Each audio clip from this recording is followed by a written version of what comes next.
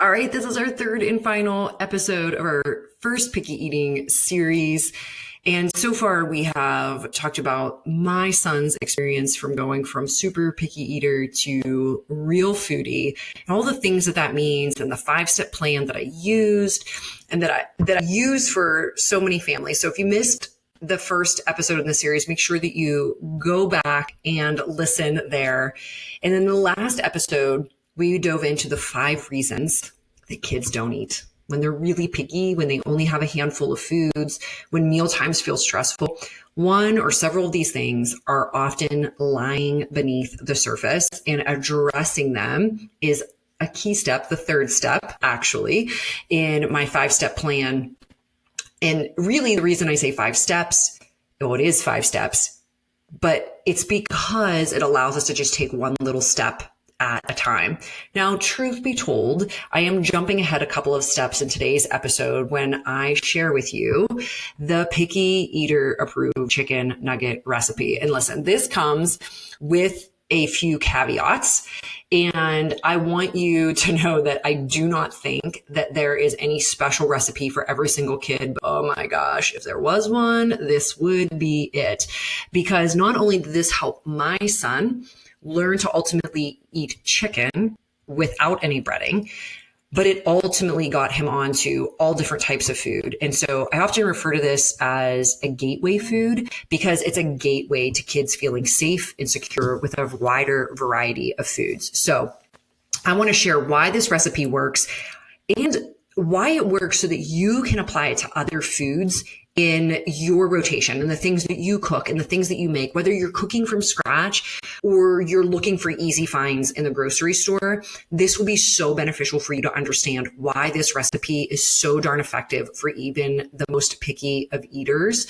And again, I've not only seen this with my own son, but many, many other kiddos. We've had so many of our mealtime work students, that's our picky eating program, use this recipe, and they will post in our discussion board, oh my gosh, I cannot believe it. This totally worked last night. So it's crazy good. And it's crazy good because it's built around real strategy that our extreme picky eaters often need, but it's also crazy good because it literally tastes super good. And it's very easy to make allergen friendly. If you have a kid that's gluten-free or even egg-free, you can make some simple adjustments to this recipe and still have it tasting pretty amazing. I often make it gluten-free, actually. So before we get in any further, I just want to remind you that picky eating is not an overnight fix. I know, I'm sorry to be the bearer of bad news, but please don't let that discourage you because there are really awesome wins along the way. You just have to look for them. And sometimes it is just taking a bite of a food. Sometimes it's not gagging at a food. Sometimes it's enjoying a meal together. Even if your kid didn't eat a lot, there was no meltdown. There was no stress. Oh my gosh. Friends, that is progress. And for those of you that are therapists listening to me, it's so important that we highlight these wins for the families that we're working with and show them, because when you are living in it day in and day out, we often just want to be at the goal. We just want to be at the end of the line. We want to skip the process. But unfortunately, it just doesn't work that way. And it's so important that we celebrate these wins because it's what keeps us going. It's what keeps us committed. So with that in mind, please know that this recipe is powerful, but there are key steps underneath of it. And so we've talked about those in the other episodes, particularly starting with that no pressure environment and getting that routine established. And please, gosh, I feel like routine is a bad word, but trust me, this is so powerful and it is doable. Make sure that you grab a seat in our 3 keys to turn around picky eating workshop. This workshop has helped so many folks. It's totally free. It's going to give you your beginning steps to get started with this. So make sure you watch that. It's linked up in the show notes, or you could head to yourkidstable.com/free. All right, let's get into this recipe. So the recipe is eater approved chicken nuggets. Why chicken nuggets? Well, a lot of kids like chicken nuggets. I do realize that not every picky eater will eat chicken nuggets. I realize that some of them would freak out at chicken nuggets, and that's okay because this recipe can still be pretty darn effective. Here's why. It's crispy. It is tender. Crispy and tender. So the outside is very crispy and the inside chicken is very tender, like a processed chicken nugget. And when I say processed, that usually the chicken meat that's inside of a store-bought chicken nugget or many fast food chains, although not all, Chick-fil-A does not process their chicken. But most fast food chains, especially ones that kiddos are like, I need to have chicken nuggets from this place. The chicken meat is completely minced and like put back together. So it's very tender inside of a chicken nugget. And that really matters. Remember that our extreme picky eaters might have sensory sensitivities. So the texture really matters here. If they get a dry, chewy piece of chicken, that's going to be enough for that to be a no-go. If your kid has oral motor challenges, or maybe some of those physical things that make swallowing hard that we talked about in the last episode, a dry, chewy piece of chicken is going to be a no-go. All right. So this is making a crispy outer shell and making it tender at the same time inside. There's one other lever that we pull: crispy, tender, and small. So again, when we look at what I think are often the most common reasons that we have kids struggling to eat a variety of foods, sensory needs and oral motor skills, small really matters. The smaller a piece of food is, the less overwhelming it is. It's less texture that a child has to manage. It's less they have to chew if they're having a hard time chewing. And so when we make foods smaller, it's often more inviting. Now, not always. There is also a novelty factor with sometimes giving kids whole foods. And I mean whole, I mean literally like the whole thing. So if you always slice a banana or an apple and give it to your kid, and they don't eat it, or maybe they only eat one or two pieces, and then one day you're like, oh, hey, do you want the whole banana? They may be so intrigued and love that so much and just be so interested in the novelty of, oh, mom always cuts this, but now I have the whole thing. Then that might be better. It also can be a win if something is on a stick. I mean, kids just love eating stuff off of a stick. So if you put a piece of chicken on a skewer, and you can do that with this recipe, there can be a real novelty factor to that too. And so a child might like taking a bite off of something and eating something larger. So I'm not saying small is 100% always the key, but it is a major lever that I pull anytime I am working with a picky eater, because they are so much more likely to try a small piece of something than they are to try a big piece, especially on their own. If they're just looking down at their plate, oh, that piece doesn't look too bad, I'll give that piece a little try. The other thing is, when we make a chicken nugget really small, it's a lot more breading than it is chicken. And I know that sounds like it's defeating the purpose, but in this case, we're trying to start where the child is. And if breading is what feels comfortable and we get just a little bit of chicken in, that's a great start. That's some of the progress and the win that I was talking about. That is where my son started. I think I shared in that first episode, 2 episodes ago on our picky eating series, that one of the first proteins that I got my son to eat besides yogurt was these dino nuggets, very thin, a specific brand of dino nuggets. And I would make them extra crispy. This was the next thing that I got him to eat. And meat was one of the things that he made the most progress on the soonest. And this recipe was key. This recipe was created for my son first, because I was looking at his eating, which follows a very typical pattern for many kids with sensory sensitivities. And I was trying to figure out, how do I get him from this one chicken nugget that he always eats?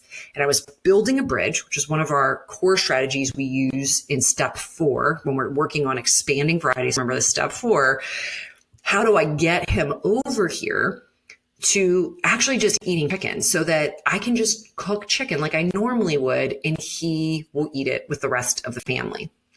So that is why this recipe came in so useful, and why it was created in the first place.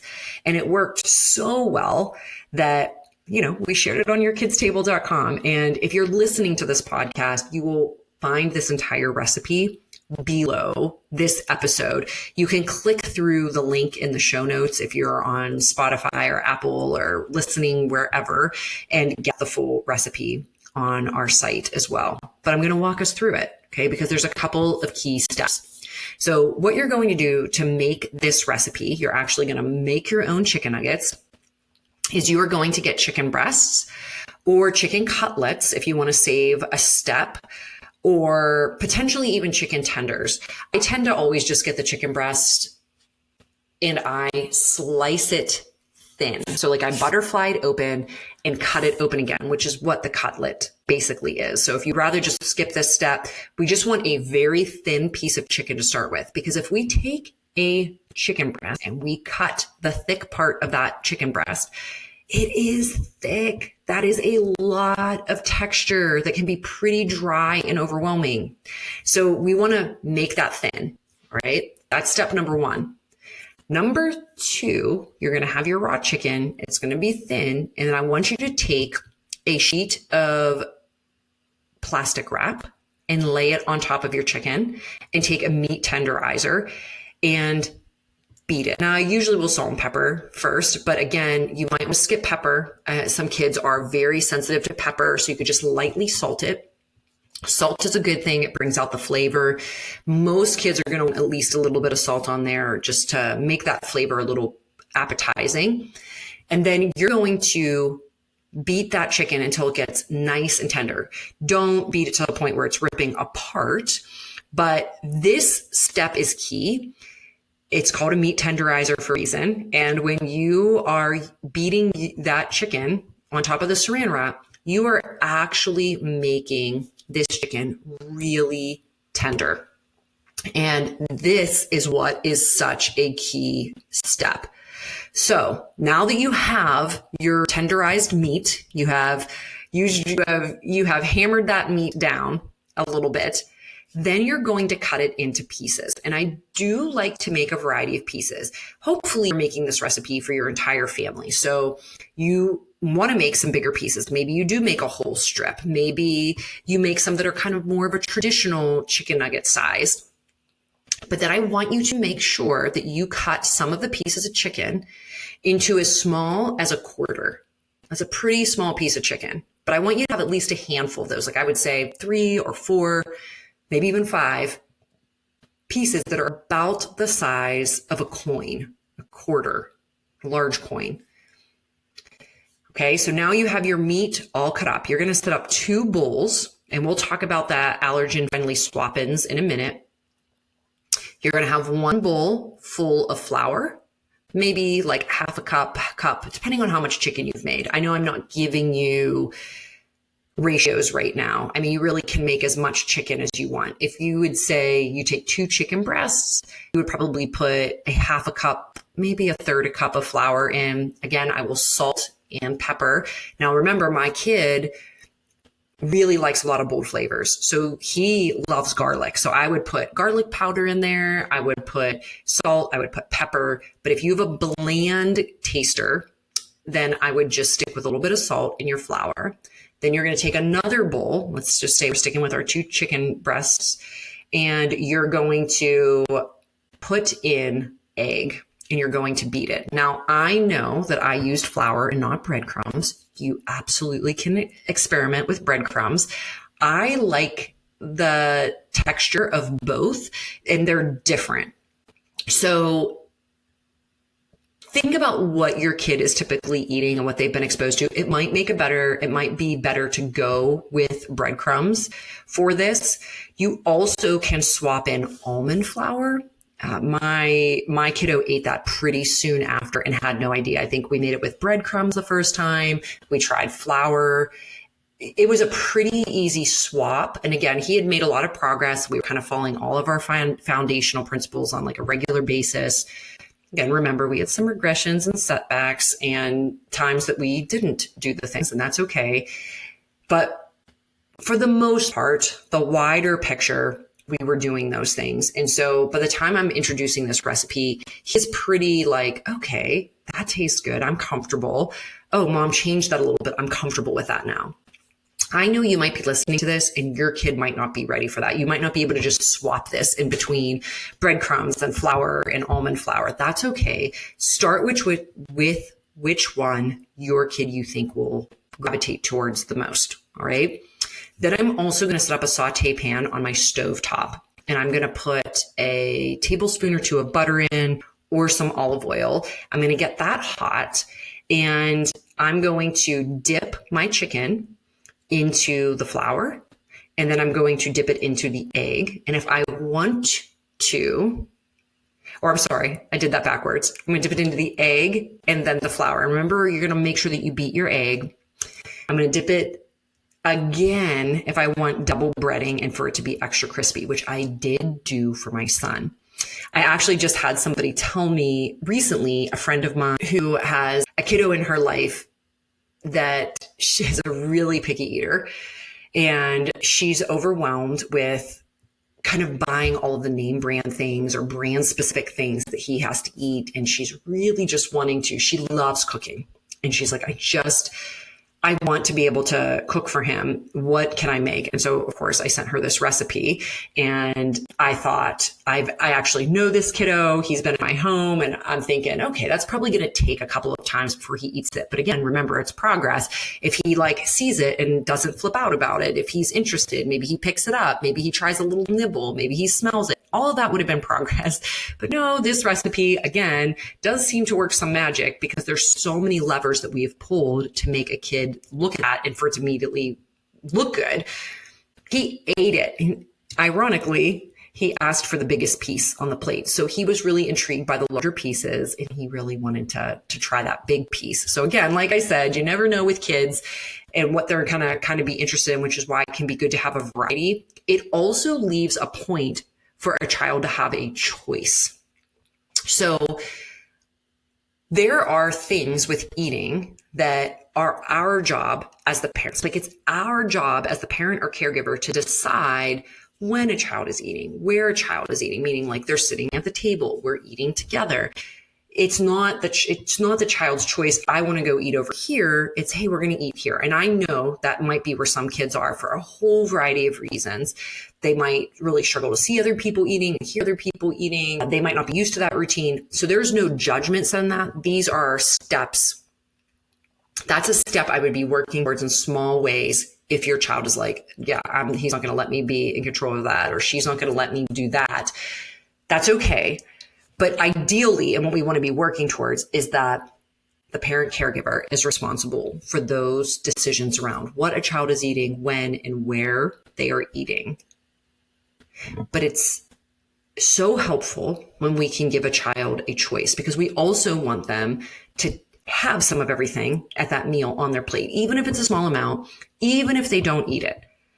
So what I will often do with kiddos, and I did this again a lot with my own son, is I give them a choice when it doesn't matter to me.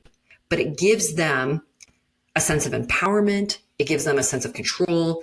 It helps them feel like part of the process, and it helps them take agency over their actual eating. So when I say to them, I put the chicken down on the plate, they have the little divided plate there, so there's no risk of food touching. This is a new food. I make sure that there's something else there that kiddo normally eats, because it can be pretty overwhelming and triggering into their fight or flight if they come to the table and just see all different foods. So I'm going to also serve it with something that I know they're comfortable eating, so that they come, feel a safe food, and their anxiety isn't triggered.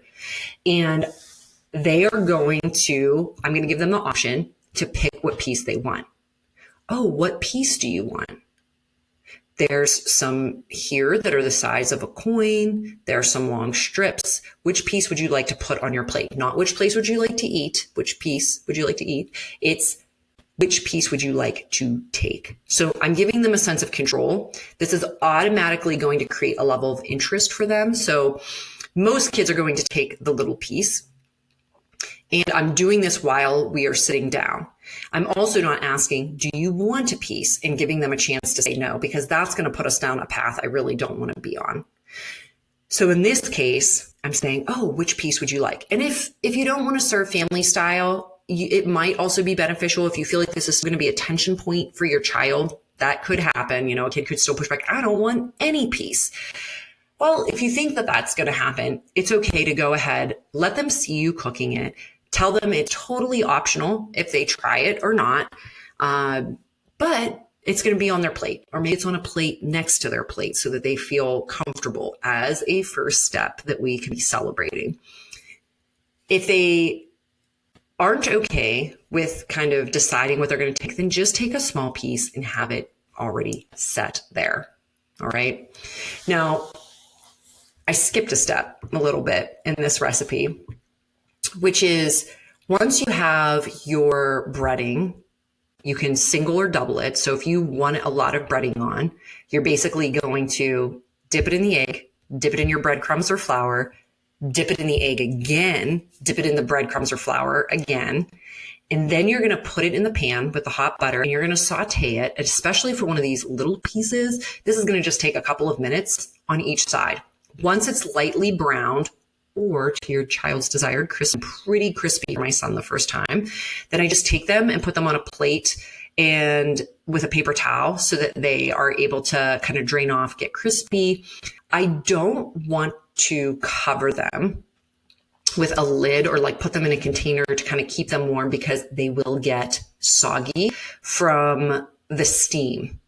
So if you want to keep them warm, heat up your oven on warm and just slide them into the oven so that they kind of retain that crispy texture. That is all really, really, really important.